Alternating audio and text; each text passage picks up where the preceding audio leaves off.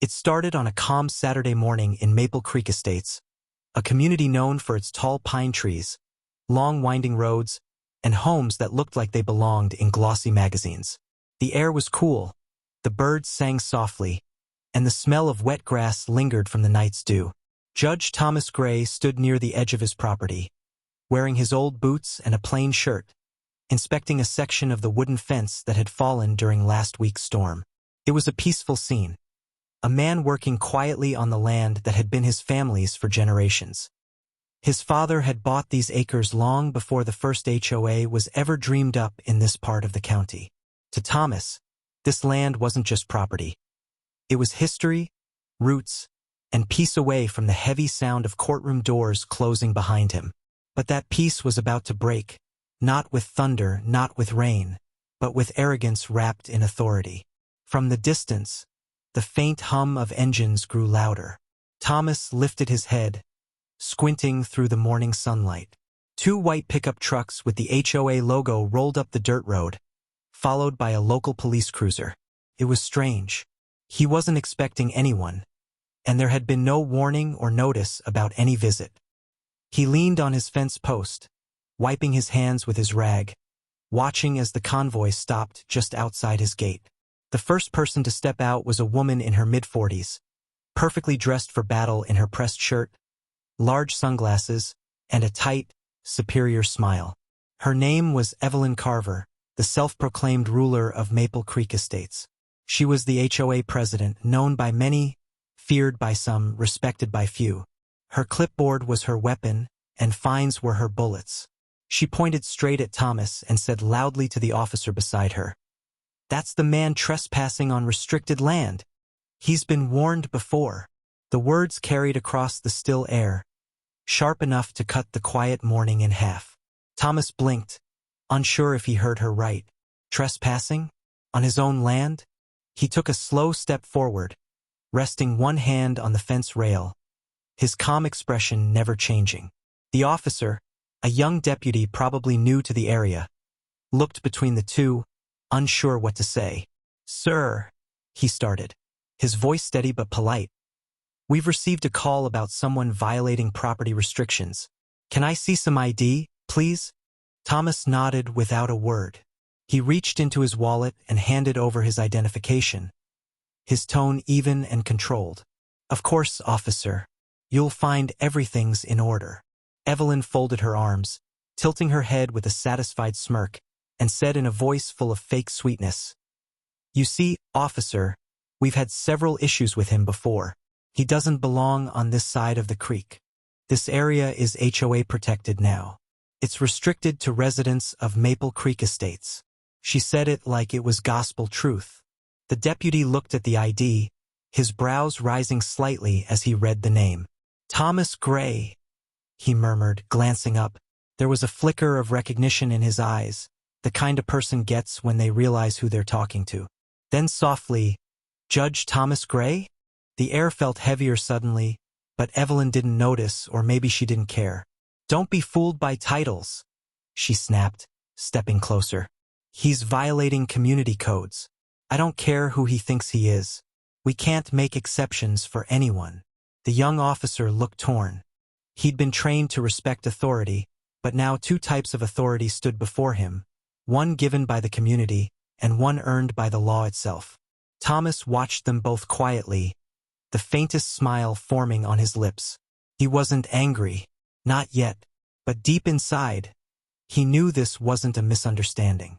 This was an act of power, a test of who controlled what, and he'd seen enough battles in court to know how these stories usually began. He spoke softly, his voice calm like the sound of running water. "Mrs. Carver, you might want to take a moment before you go any further. This land has been in my family since before Maple Creek had its first road. You're standing on property that's mine, legally and historically." Evelyn's smile didn't fade. It sharpened.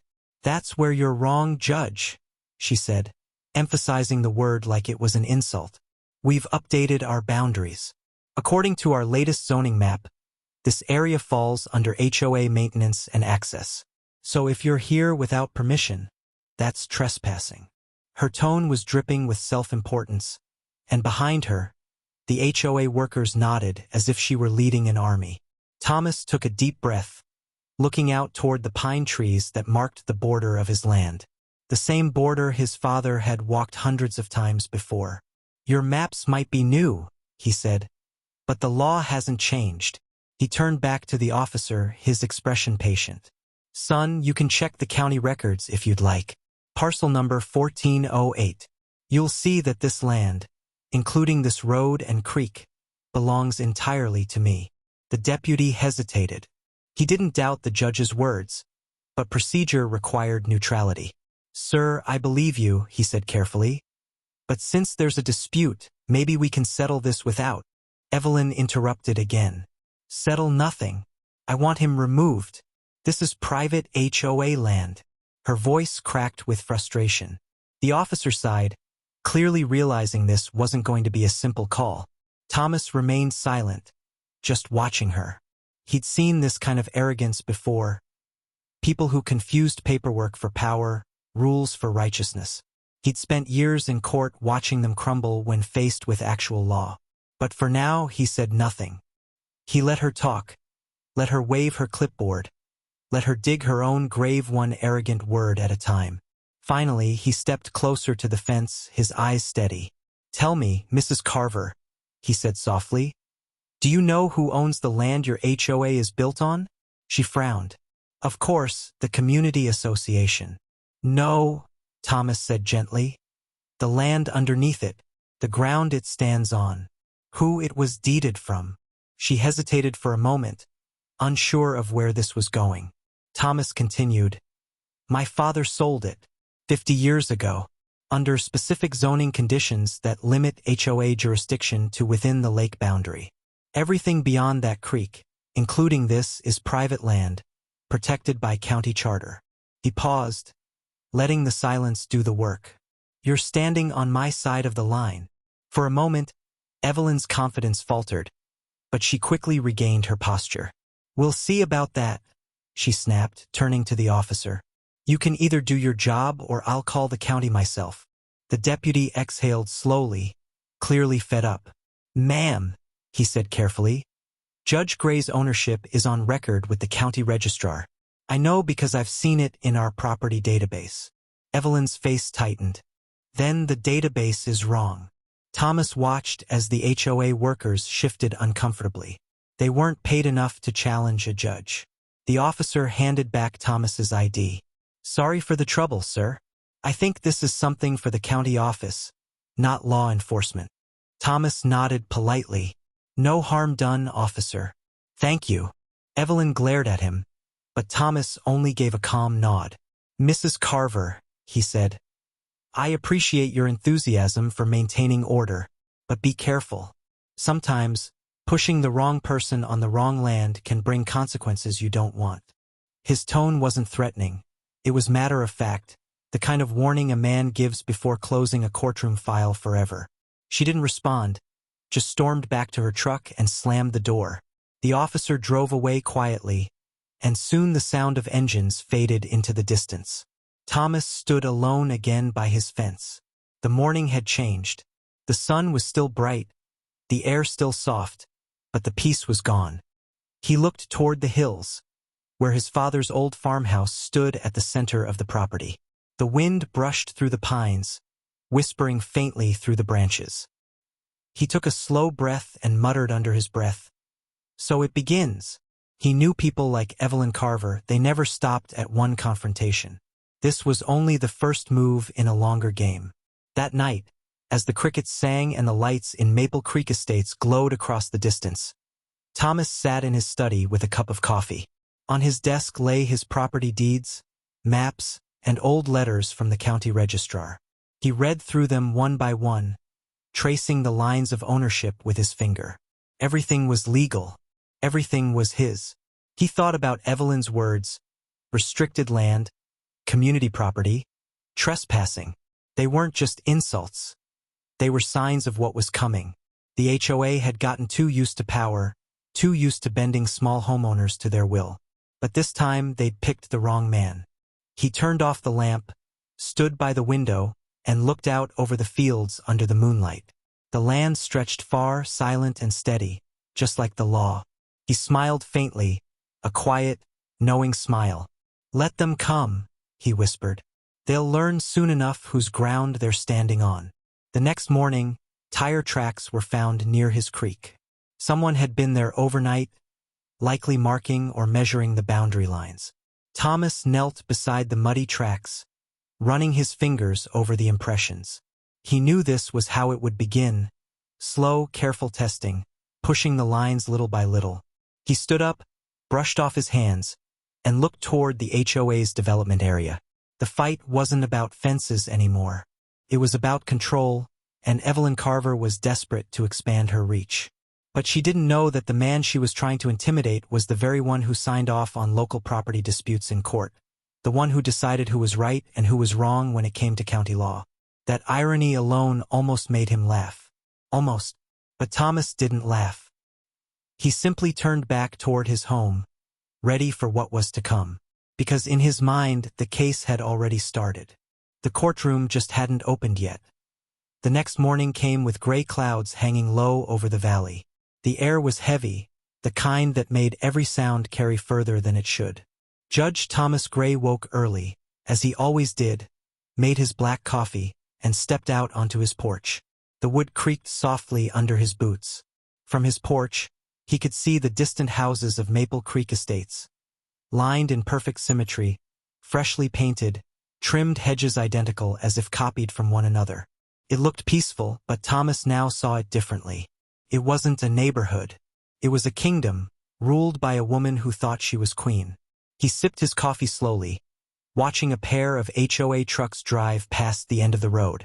They slowed, just for a second, before continuing toward the development zone near his property line. He knew they were watching him. He didn't mind. Let them. Because while they were busy watching him, he was already planning his next move.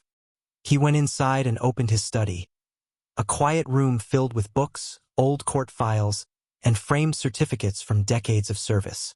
But the most important things in that room weren't awards or books. They were the drawers, filled with property deeds, zoning records, and land maps dating back over 70 years.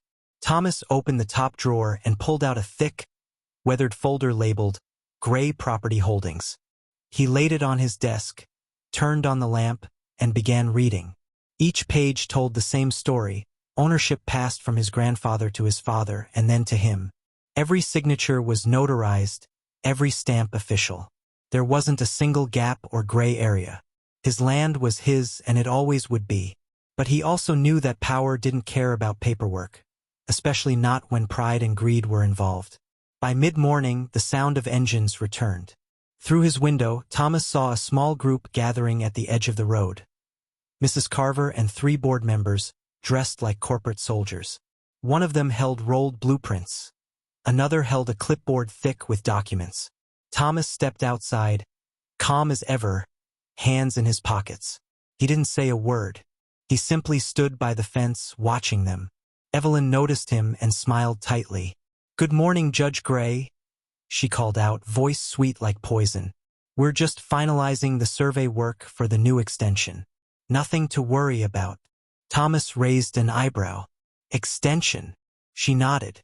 "Yes, the new development phase for Maple Creek Estates will include a recreational trail and water access point. It's going to be beautiful. We're so excited to improve the community." Thomas looked past her at the workers marking stakes dangerously close to his fence. "Your community ends half a mile north of that creek," he said quietly. "Anything beyond that line is private land." Evelyn tilted her head. "We've updated our plans based on new county proposals," she said. "Boundaries shift all the time. You might want to check the new map." Thomas smiled faintly. "I wrote those proposals you're quoting." Her smile faltered for half a second, then returned. "Then you'll understand progress can't wait for outdated claims." He said nothing more. He simply nodded once and walked back toward his porch, his boots crunching over gravel. But as he reached his steps, he stopped, turned slightly, and said without looking back, "Be careful, Mrs. Carver. Some lines aren't meant to be crossed." That evening, as the sky turned orange, Thomas drove into town to the county records office. The old building stood like a fortress of paper and law, its halls lined with decades of bureaucracy. He greeted the clerk, an older man who had known Thomas for years. "Afternoon, Judge," the man said, smiling. "Back to defend the family land again?" Thomas chuckled softly. "Something like that." He requested a full copy of the HOA's latest expansion filing. The clerk hesitated. "You sure you want to see that mess? They've been trying to redraw lines since spring." "That's exactly why," Thomas replied. Within minutes, he had the documents in hand. As he flipped through the pages, his suspicions hardened into certainty. The HOA had filed an unapproved expansion plan, extending their reach across the creek, right into his land, using language so vague it almost seemed intentional. And the signature approving the filing wasn't county-approved. It was stamped by a private notary, one who had no legal standing to certify land adjustments. Thomas leaned back in the old wooden chair, reading every page twice. He knew what this was now, not just a mistake but a move. Evelyn Carver wasn't acting alone. She had the support of a few developers, people who stood to profit from expanding the HOA's domain. They wanted his creek, his access road, maybe even his name off the map. They thought he was just an old man who liked to play farmer on weekends. But they didn't know the truth, that every map, every legal boundary in this part of the county passed through his courtroom. And if they wanted a fight, they had just declared it. When he returned home, the sun had already vanished behind the trees. The crickets were singing, and the porch light flickered on automatically. Thomas parked his truck and noticed something new. A fresh metal sign nailed to a post near his gate. It read, "HOA jurisdiction begins here. No unauthorized entry." He stood still for a moment, his face unreadable. Then, slowly, he reached out, touched the sign, and pulled it free from the post with one sharp tug. He turned it over in his hands, then placed it gently in the back of his truck. He wasn't angry, not yet, but deep inside, something old stirred. The quiet resolve that had carried him through years of battles in courtrooms and political storms. The next morning, the HOA sent him an email. It was short, cold, and clearly written by a lawyer. "Dear Mr. Gray, you are hereby notified that continued unauthorized occupation of community-controlled land will result in enforcement actions including fines, removal of property, and legal prosecution under the Maple Creek Code of Conduct." Thomas read it twice, smiled faintly, and closed his laptop. Then he went to his office, pulled out a fresh legal pad, and began writing, not as a homeowner, but as a judge preparing for trial. He listed dates, witness names, and references to every violation the HOA had committed since its inception. He knew their weak points, where their power came from, where it exceeded its reach, and where the law would crush it. By sunset, the file was ready, neatly labeled Maple Creek Estates, pending review. He placed it in his briefcase and looked out the window at the distant glow of the HOA clubhouse lights. Somewhere out there, Evelyn Carver was celebrating, thinking she had scared him into silence. But Thomas wasn't silent. He was patient, and patience in his hands was a weapon. He whispered quietly to himself, "You wanted a case, Mrs. Carver? Now you'll get one." The next few days passed in uneasy silence. But silence was never peace in Maple Creek. It was only the calm before another storm. Judge Thomas Gray went about his days as usual, keeping his schedule steady, never showing anger, never revealing that he was preparing something far greater than the HOA could imagine. But the quiet didn't last. One morning, as the sun rose behind the hills, the sound of engines echoed again down his dirt road. This time it wasn't just one truck, it was three. The first carried HOA contractors, the second held private security guards wearing black shirts with community enforcement printed on their sleeves, and the third was a police cruiser. Thomas watched them from his porch, calm and motionless, as dust rose from their tires. He knew what this was, another attempt to provoke him, another show of false power. He picked up his coffee mug, took a slow sip, and waited. The trucks stopped near the creek, and the HOA president, Evelyn Carver, climbed out like a general stepping onto a battlefield. She barked orders to her workers, pointing toward the fence. "This line's coming down," she said loudly. The new trail will run straight through here. Thomas didn't move.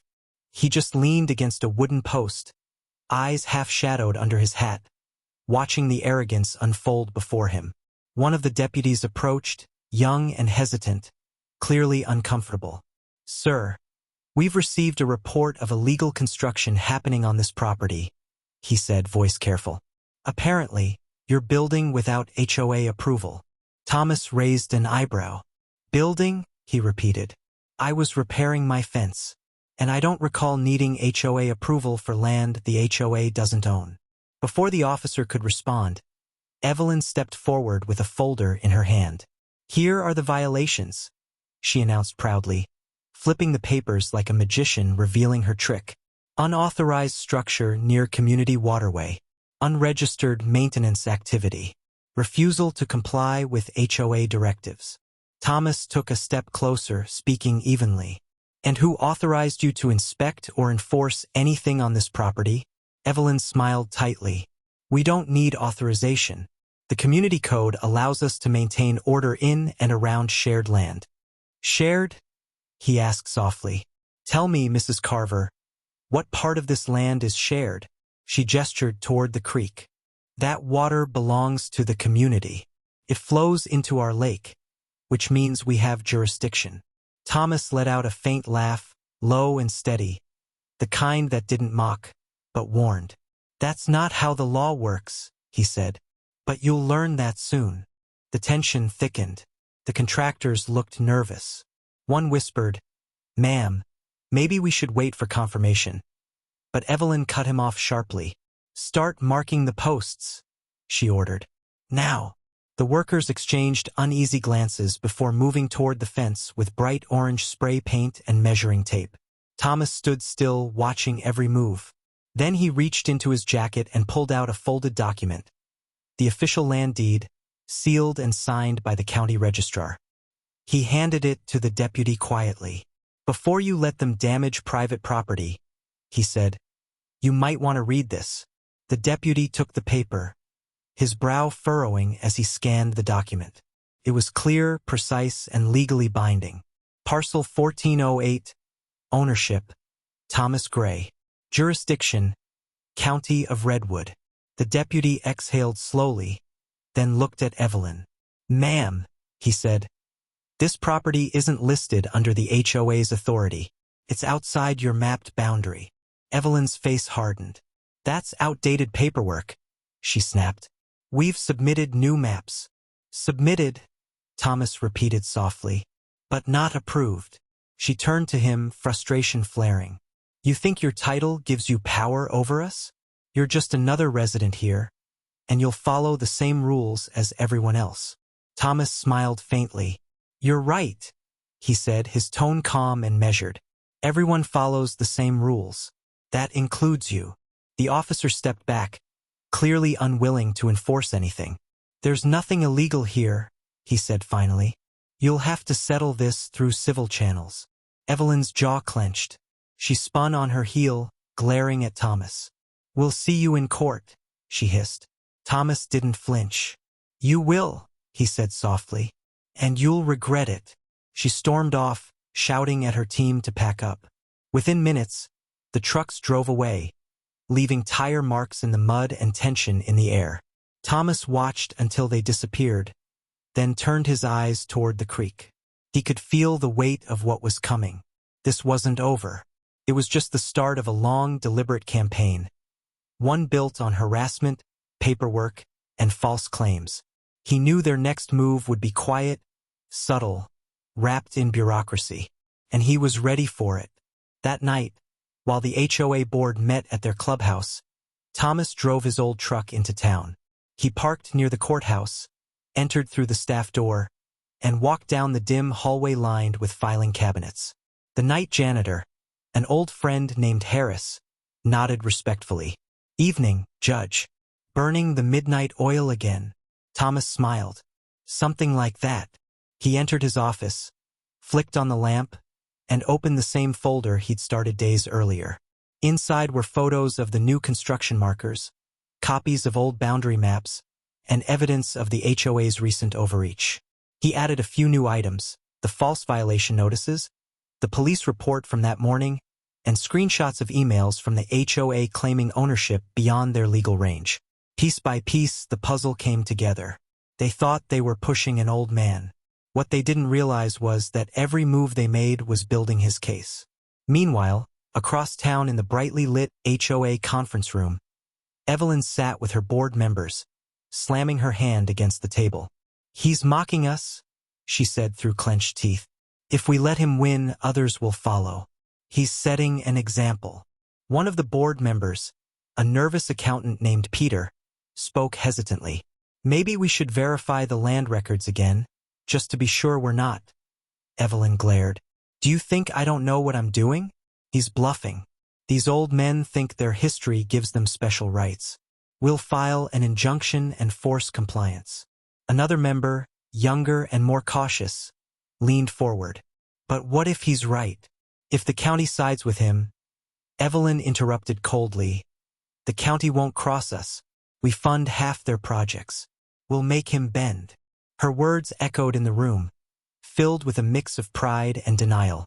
They didn't understand that the man they were provoking wasn't just another resident. He was the law they feared, standing quietly in plain sight. Back at the ranch, Thomas sat under the dim porch light, watching the night settle over his land. The frogs croaked near the creek, and a faint breeze carried the scent of pine and wet soil. He leaned back in his chair, fingers tapping lightly on the armrest. He'd spent decades dealing with men and women like Evelyn Carver, people who believed power meant control, that rules were meant for others, not them. But there was something different about this fight. It wasn't just about land anymore. It was about principle, about how far arrogance could go before truth snapped it in half. He looked toward the dark tree line, where the HOA's new stakes gleamed faintly under the moonlight. "Keep digging," he murmured to himself. "You're building your own trap." Then he stood, walked inside, and turned off the lights. The house fell into silence again, the kind that waits, listens, and prepares for war. The days that followed were heavy with tension, though no one dared say it aloud. Thomas Gray kept his life as ordinary as he could, working his land, tending to his garden, walking the creek at dusk. But beneath that calm surface, he was quietly building his case like a man laying out a chessboard. He knew Evelyn Carver was not done. People like her never were. They thrived on control, on the illusion of victory, and he had seen it too many times before in courtrooms filled with proud faces that crumbled under evidence. Now, this game was personal. The HOA had started leaving warning notices on his gate, each one printed on glossy paper with bold red letters: "Violation Notice. Trespass on community property." Some were signed by Evelyn herself, others by her vice president, a man named Dale Morgan, who was even more arrogant in person than on paper. Thomas didn't remove the notices. He left them there, collecting like trophies, proof of their harassment. Every new paper was another nail in their own coffin, and he wanted the pile to grow tall before he struck back. One afternoon, he noticed something strange near the creek. Fresh tire marks curved through the soft dirt, leading toward the waterline. He followed the tracks quietly until he reached the bank, and what he saw made his jaw tighten. Piles of gravel and a stack of wooden stakes marked with fluorescent paint. They were preparing to move the boundary again, this time deeper into his land. He crouched down, took photographs with his phone, then measured the distance using the old survey markers that had been placed by his father decades ago. They hadn't just crossed a line on paper. They had physically entered his land. He spent the rest of the evening documenting everything: coordinates, time-stamped photos, and written notes describing every object found. By nightfall, he had a folder thick with evidence. The next morning, he visited his courthouse office not as Judge Gray, but as a man doing private research. His clerk, an efficient young woman named Rachel, looked up as he entered. "Morning, Judge. Working on something new?" she asked. Thomas nodded, keeping his voice casual. "Just reviewing a local dispute. Need a few records from the county registrar." Within minutes, Rachel handed him what he needed: the HOA's official property filings, their zoning authorizations, and the county-issued map showing every legal border in Maple Creek. Thomas compared each document carefully, line by line, date by date. It didn't take long to spot the deception. The HOA's updated map, the one Evelyn waved like a badge of authority, had been altered. Boundary markers had been shifted by nearly 80 feet, enough to claim his creek as theirs. But what made it worse was that the altered map bore a false certification stamp from an unlicensed notary service based in another town. It wasn't just arrogance now. It was fraud. Thomas closed the file slowly and leaned back in his chair. He could almost hear his father's voice from decades ago, teaching him how to fight quietly and strike when the time was right. Let fools dig their own graves, son. The law just gives them the shovel. He smiled faintly at the memory.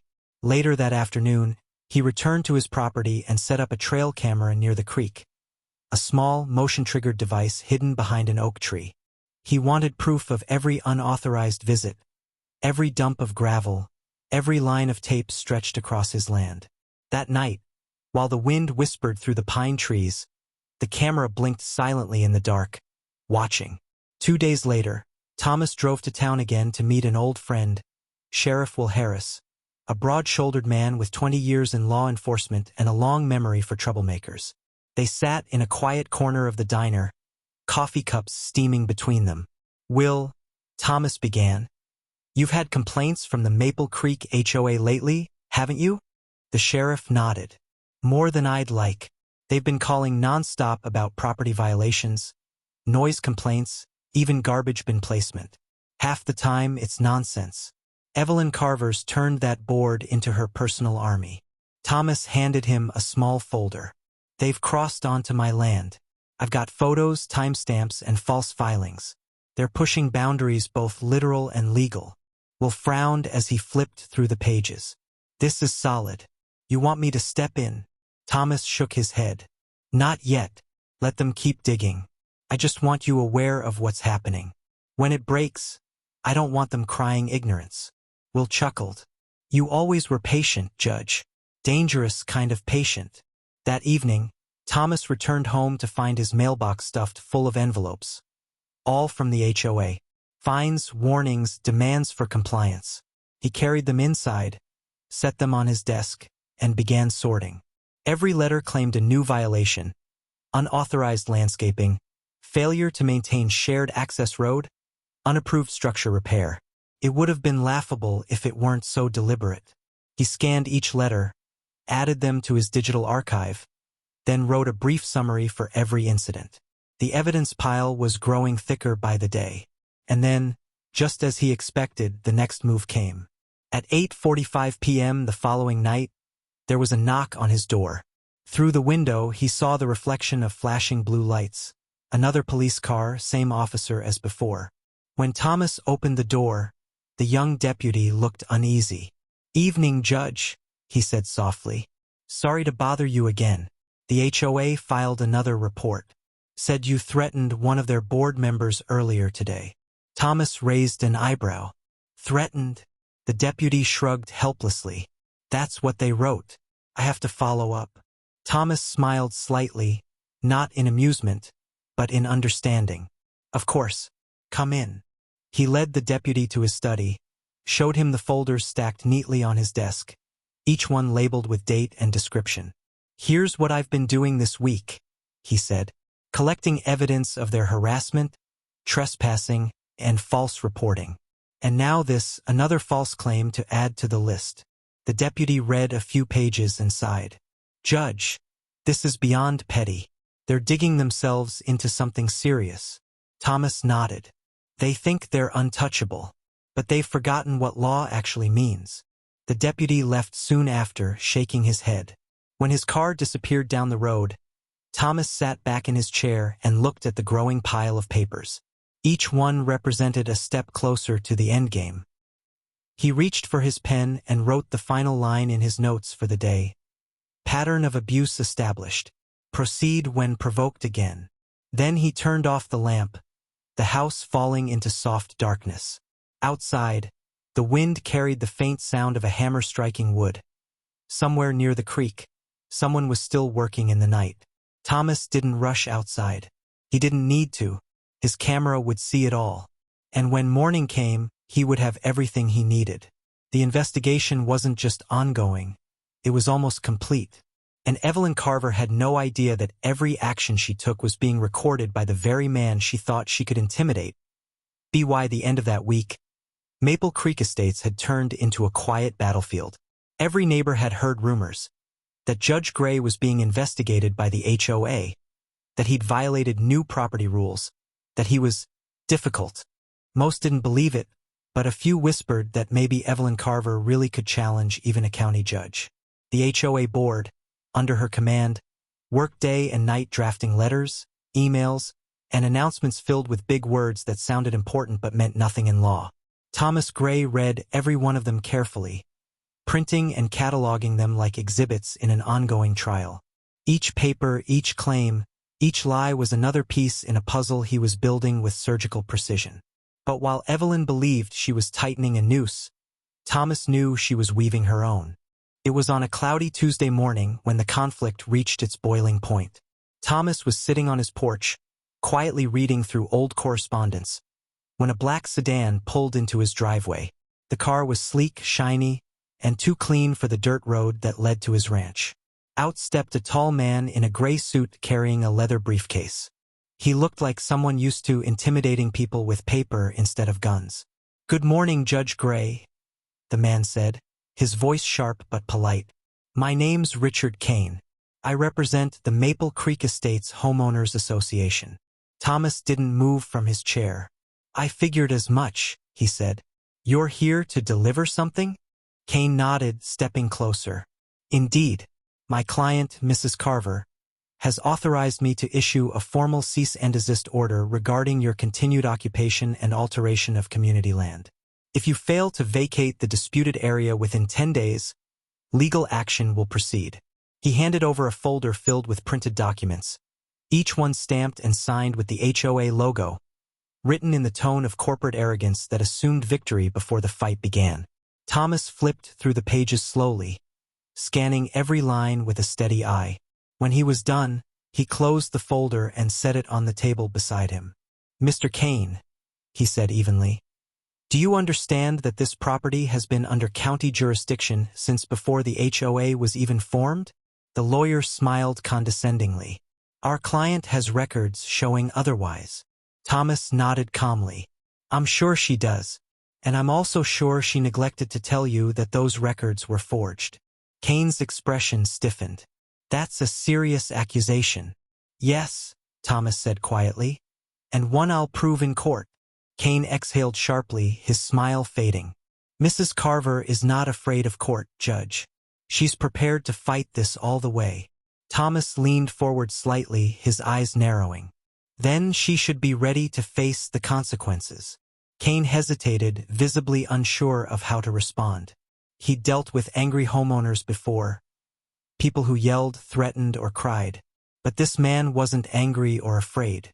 He was calm, and calmness in a fight like this was dangerous.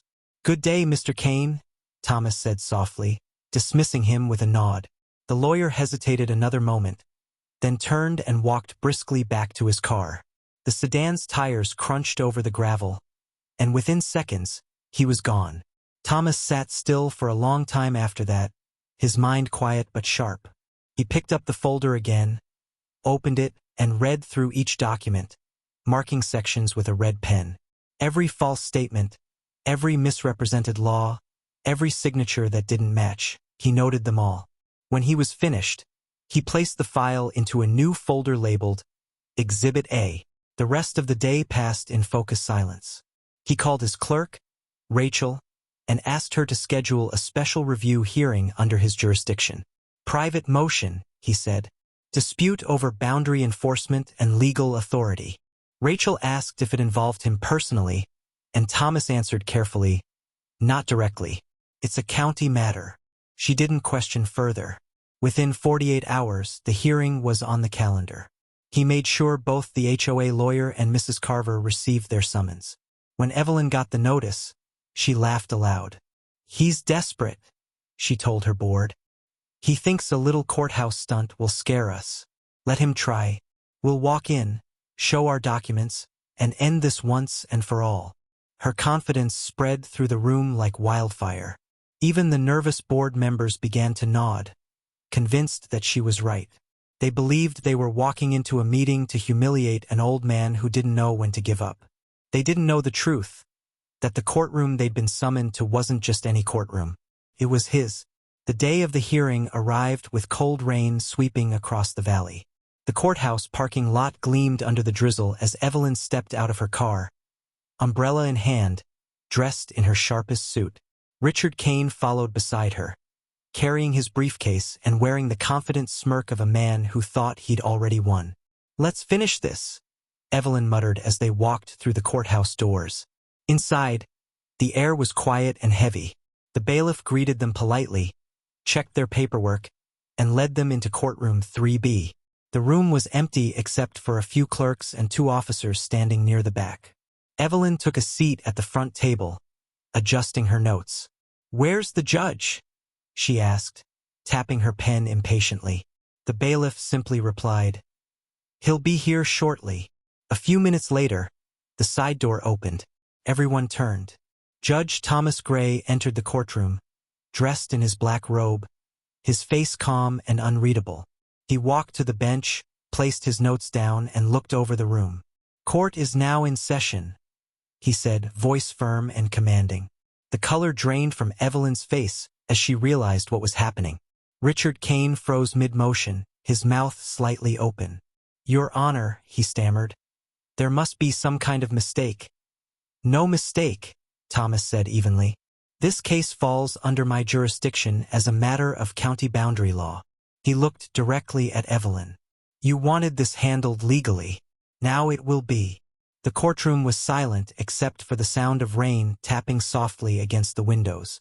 Evelyn tried to speak, but no words came out. She'd spent weeks calling the police, filing complaints, and writing false reports. And now the man she tried to have arrested was the one ruling her case. Thomas opened the folder marked Exhibit A and began reading aloud the evidence. Every false notice, every illegal fine, every doctored map appeared on the screen behind him as he presented them in calm, precise order. "The HOA," he said, "has repeatedly and knowingly issued fraudulent notices and filed falsified documents with the intent to expand jurisdiction beyond its approved boundaries. These actions constitute property harassment, document forgery, and abuse of administrative authority." Richard Kane tried to interject, but Thomas raised a hand. "You'll have your turn, counselor. For now, you'll listen." He continued methodically, presenting photographs, timestamps, and signed witness statements, including reports from the deputy who had been called to his property multiple times. "Every call made by the HOA to law enforcement was based on fabricated claims," Thomas said firmly. "This behavior cannot and will not be tolerated under county law." By the time he finished, the courtroom was silent except for the soft hum of the projector. Evelyn sat frozen, her pen trembling in her hand. Richard Kane's face was pale. Thomas leaned back in his chair, his voice steady but final. "Judgment will be rendered tomorrow morning," he said. "But you should both prepare yourselves. The law you tried to twist will be the same law that corrects you." He struck his gavel once, the sound echoing like thunder through the room. Evelyn and her lawyer stood slowly, neither daring to speak. As they walked toward the exit, Thomas called after them, "Mrs. Carver, I do hope your board appreciates transparency. You'll be needing it soon." That night, Evelyn sat alone in her office, staring at the rain outside her window. The confidence she'd once worn like armor was cracking. Her lawyer had stopped answering calls, and messages from nervous board members piled up in her inbox. Across town, Judge Thomas Gray sat by his fire, reading quietly. He wasn't celebrating, not yet, but he knew this was the turning point. The moment the balance shifted. The moment truth began to speak louder than pride. The next morning came cold and gray, the kind of morning that seemed to hold its breath before something important. Rainwater still glistened on the courthouse steps as people began to gather quietly in the hallway outside courtroom 3B. Word had spread through Maple Creek like wildfire. The HOA president who had tried to have a man arrested was now standing trial in his own courtroom. Some came out of curiosity, others out of satisfaction. Many of them were neighbors who had silently suffered under the HOA's endless rules and fines, watching their peace slowly disappear under paperwork and threats. Today, they wanted to see what would happen when power finally met justice. Inside the courtroom, the air was still, every whisper echoing off the high walls. Evelyn Carver sat at the front, stiff and pale, her hands folded tightly in her lap. Her lawyer, Richard Kane, shuffled through his files with nervous precision, avoiding eye contact with the man who would soon decide their fate. Then the side door opened, and Judge Thomas Gray entered with quiet authority. His black robe trailed behind him as he took his seat at the bench, the gavel resting beside his notes. The bailiff's voice rang out, "All rise. Court is now in session." The Honorable Judge Thomas Gray presiding. Everyone stood, then sat as the gavel struck once. Sharp, clear, final. Thomas looked over the room calmly, his eyes sweeping across familiar faces. Neighbors, officers, clerks, and even a few reporters scribbling notes. Then his gaze settled on Evelyn. She looked like a woman holding herself together by sheer will. He began without ceremony, his voice steady and deep. This hearing concerns the matter of Maple Creek Estates Homeowners Association versus private property owner, Judge Thomas Gray. The issue at hand, alleged boundary violations, false claims of jurisdiction, and documented misuse of authority. He paused briefly, letting the words settle like a storm cloud over the room. Yesterday, the defense presented evidence of forgery, harassment, and falsified documents. Today, the court will hear final statements and issue judgment. Richard Kane stood, adjusting his tie. "Your Honor," he began, voice shaky but formal. "While I recognize your dual position in this matter, I must express my client's concern regarding potential bias in these proceedings." Thomas raised an eyebrow slightly. "Bias?" "Yes," Kane continued. "Given that you are both the defendant and the presiding judge." Thomas interrupted, his tone even but unyielding. "Mr. Kane, I am not the defendant here. I am the property owner defending against unlawful actions by an organization that believes itself above the law. This proceeding is not about bias. It is about facts. If you have evidence to refute them, you may proceed." Kane swallowed, nodding quickly. "Understood, Your Honor." He opened his briefcase and began presenting the HOA's so-called evidence. Printed maps, board resolutions, and a stack of violation notices. But as he laid them out, the flaws were clear. The documents were inconsistent. Different fonts, mismatched signatures, missing notary stamps.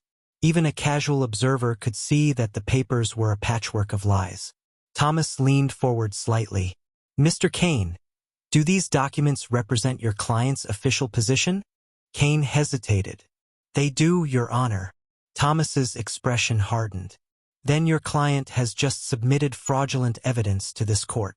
A low murmur spread through the room. Evelyn's eyes widened. She grabbed Kane's arm, whispering harshly, but it was too late. Thomas reached for the next folder and opened it. Inside were photos, emails, and sworn statements from witnesses, all gathered over the past few weeks. He displayed them one by one on the large screen beside the bench. The images showed HOA workers trespassing on his land, removing boundary markers, dumping soil, and hammering new posts into the ground miles past their limit. Each photo was time-stamped and geotagged. Then came the videos, silent clips showing Mrs. Carver herself standing near the creek, pointing at his fence and giving orders to move it back. Her voice echoed faintly through the speakers. "Shift the line here. It'll look cleaner on the new map." The courtroom went silent except for the hum of the projector. Evelyn's face drained of color. Thomas spoke slowly, every word deliberate. "This court has reviewed the evidence thoroughly. What I see here is not a misunderstanding, not a clerical error, but a deliberate attempt to alter legal boundaries for personal and financial gain. The HOA, under Mrs. Carver's leadership, knowingly trespassed, falsified property documents, and misled law enforcement officers. Furthermore, you filed false reports against a property owner, weaponizing your position to intimidate and control." He turned his eyes toward the deputies seated at the back. Officers, please confirm. These are the same reports filed by the HOA against me? One deputy stood. Yes, Your Honor. Every one of them. And were any of them substantiated? No, sir. All were dismissed for lack of evidence. Thomas nodded once. Then the record is clear. Richard Kane tried one last desperate attempt to save his client. Your Honor, even if mistakes were made, surely the HOA as a collective cannot be punished for one individual's actions. Thomas cut him off with a quiet firmness that froze him mid-sentence. Mistakes, counselor, are forgetting to sign a form. Forging county seals and fabricating ownership maps are crimes. And they were done with full awareness. He turned his gaze back to Evelyn. Mrs. Carver, stand. She rose slowly, trembling slightly but trying to keep her chin up. You've spent months using power you never had, intimidating residents, falsifying documents, and abusing your authority. You tried to manipulate the law for your own gain. You wanted to prove no one could stop you. And yet here you are, stopped by the very law you ignored. Evelyn's lips parted as if to respond, but no words came out. Thomas reached for his gavel. This court finds the Maple Creek Estates Homeowners Association guilty of fraudulent misrepresentation, falsification of public records, and harassment. The HOA's current board is hereby dissolved effective immediately. All pending fines and citations issued by this HOA in the last 6 months are null and void. Furthermore, Mrs. Evelyn Carver is barred from holding any leadership or administrative position in any homeowners association for a minimum of 5 years. Civil penalties will be determined by the County Review Board. The sound of the gavel striking the bench thundered through the courtroom. Evelyn sank into her chair, her face pale and empty. Richard Kane gathered his papers silently, eyes fixed on the floor. But Thomas wasn't done. He looked out over the courtroom, his voice softer now, steady but carrying weight. Let this serve as a reminder: authority does not exist to rule people. It exists to serve them. The moment power becomes a weapon, it becomes corruption. And the law will always find its way back. He stood slowly, removing his glasses, his eyes weary but calm. Court is adjourned.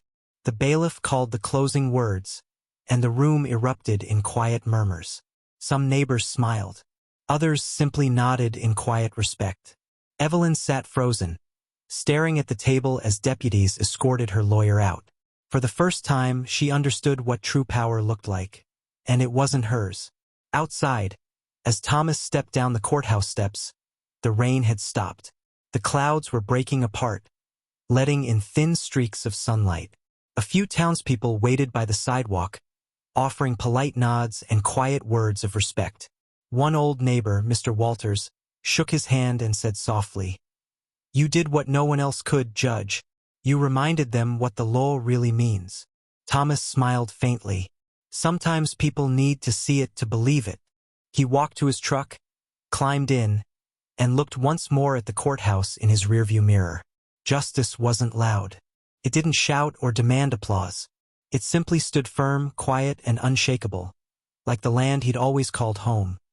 The sun had returned to Maple Creek the next morning, bright and golden, washing over the valley as if the storm of arrogance and lies had finally passed. The air smelled of wet pine and clean earth. Birds perched along the fence posts, chirping freely again, no longer disturbed by the rumble of HOA trucks or the shouts of petty authority. Judge Thomas Gray sat on his porch with a cup of coffee, watching the sunlight crawl over his fields. The same fields his father had walked through, the same creek that now flowed quietly, untouched, belonging once more to the land and not to greed. The courthouse verdict had spread through town faster than wildfire. Every local paper had the same headline: HOA president found guilty of fraud. Judge exposes corruption in landmark case. Neighbors who had once whispered behind curtains now stopped by his gate to shake his hand or simply nod in gratitude. Even those who'd feared Evelyn's influence felt a sense of relief, as though a heavy curtain had finally been lifted from their lives. By midday, the county work crew arrived to remove the last traces of the HOA's false authority. The ugly metal sign that read, "HOA jurisdiction begins here," was unbolted from the post and loaded onto the truck. Thomas watched silently, his face calm, his mind somewhere far away.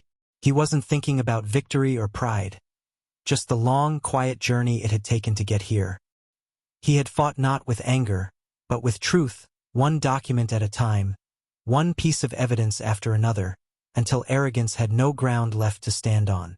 When the trucks left and the road was clear again, the only sign that remained was the one his father had built years ago. A simple wooden board, hand-carved and faded with time. It read, "Gray Family Ranch, since 1958. Thomas brushed the dust off it gently with his hand, feeling the grooves of the letters beneath his fingers. For him, that was justice. Not the sound of a gavel, not the defeat of an enemy, but the quiet restoration of what was rightfully his. That evening, as the sun dipped behind the hills, a single car drove up the gravel road. Thomas looked up from his porch and recognized the figure even before she stepped out. Evelyn Carver stood beside her car, no longer in her tailored suit or sunglasses, but in simple clothes, her shoulders heavy, her expression quiet. For a long moment, neither of them spoke. Then she took a deep breath and walked toward him. "Judge Gray," she said softly, her voice stripped of all pride. "I wanted to apologize for everything. I thought I was protecting the community. I didn't realize I was just protecting my ego." Thomas looked at her for a long time, then nodded once, his tone gentle but firm. "You don't owe me words, Mrs. Carver. What you owe is understanding that power without humility destroys everything it touches. You weren't protecting the community, you were controlling it. And the worst part is, you didn't see the difference until it cost you everything." Her eyes filled with tears she tried to hide. "I know," she whispered. "I've lost more than I thought possible." Thomas stood, his voice steady but not unkind. "Loss can teach you what victory never will," he said. "If you learn from this, then it's not truly a loss." Evelyn looked down, nodding slowly.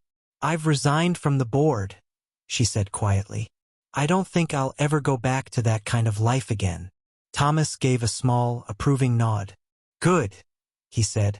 "Maybe next time, you'll remember that leadership isn't about authority, it's about accountability." She hesitated a moment longer, then turned to leave. Before getting into her car, she looked back at him and said softly, "You were fair, even when you didn't have to be." Thomas didn't respond. He simply tipped his head slightly, the gesture of a man who didn't need to explain what justice meant. He'd already shown it. As her car disappeared down the road, the sound of gravel crunching under the tires faded into the distance, leaving only the rustle of trees and the steady murmur of the creek. Night fell slowly over Maple Creek. The stars shimmered above, bright and endless. Thomas sat outside by the old fire pit, the orange glow flickering against his face. He poured himself a glass of bourbon, the same brand his father used to drink when long days of work finally ended. He thought about the whole ordeal, how quickly power had corrupted something that was supposed to protect people, and how easily truth could dismantle the strongest lies when handled with patience. He thought of the officers who had stood by him, the neighbors who had found courage, and even of Evelyn, who had finally seen the cost of her pride. Justice had not just been served in a courtroom. It had been restored in the hearts of everyone who watched it happen. The next morning, Thomas drove into town for the first time since the verdict. People greeted him differently now, not with fear or distance, but with warmth and respect. The sheriff met him outside the diner, shaking his hand firmly. "Whole town's talking about you, Judge," he said. "You didn't just win a case. You changed how people see the HOA." Thomas smiled faintly. "I didn't change anything," he said. "The truth did." Inside the diner, conversations paused briefly as he walked in, then resumed quietly. The waitress brought him his usual order without asking, black coffee and eggs. "On the house," she said, smiling shyly. He thanked her and looked out the window at the courthouse across the street. For the first time in a long while, he felt a rare kind of peace, the peace that comes when justice has finally caught up to deceit. Later that afternoon, as he drove back home, the road stretched wide and empty ahead of him. The hills shimmered under the sun, the creek glistened like a ribbon of light, and the wooden sign at his gate stood strong and proud. He parked, stepped out, and stood in the open air, breathing deeply. Somewhere behind him, the faint hum of new life filled the valley. Hammers building, children laughing, people living freely again without fear of HOA threats or fines. The community had learned something from what had happened, that true leadership protects, not punishes. That law isn't about power, but fairness. As evening came, Thomas sat once more on his porch, the same spot where it all began. The sky blazed orange and red, the last light reflecting in his calm eyes. He raised his glass toward the fading sun, murmuring softly to himself, "To the land, to truth, and to peace hard-earned." The wind rustled through the trees as if answering him, carrying the sound of the creek like a gentle promise that the chaos was over. He leaned back in his chair, closed his eyes, and let the stillness settle around him. Justice had spoken, pride had fallen, and Maple Creek, for the first time in years, was truly free.